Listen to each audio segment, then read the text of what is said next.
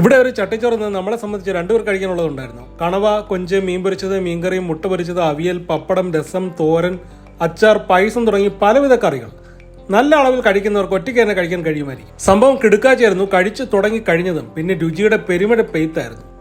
ഏത് കറി എന്ത് കറി എന്നും നോക്കാനും സമയം കിട്ടിയില്ല. രുചി കാരണം വാരി വലിച്ച് കൊതി തീരം വരെ കഴിച്ചു. അവസാനം വയർ നിറഞ്ഞതിനാൽ ഇനി കഴിക്കാൻ പറ്റില്ലോ എന്ന വിഷമം മാത്രം ബാക്കി. കൂടെ ഉണ്ടായിരുന്ന ഭാര്യയും മക്കളും മട്ടൻ ബിരിയാണിയാണ് വാങ്ങിയത്. അവരുടെ വളരെ നല്ല അഭിപ്രായം കേട്ട് ഇടയ്ക്ക് അതും ഒന്ന് രുചിച്ചു നോക്കി. കൈമാരിയിൽ എസൻസ് ഒന്നും ചേർക്കാത്ത നല്ല അസൽ രുചിയുള്ള മട്ടൻ ബിരിയാണി. നല്ല മൃദുത്വം ഉണ്ടായിരുന്നു, പാകത്തിനുള്ള വേവ്, നല്ല ടോപ്പ് ക്ലാസ് ബിരിയാണി. അങ്ങനെ എല്ലാം കൊണ്ട് സംതൃപ്തിയോടെയാണ് നമ്മൾ അവിടെ നിന്ന് ഇറങ്ങിയത്.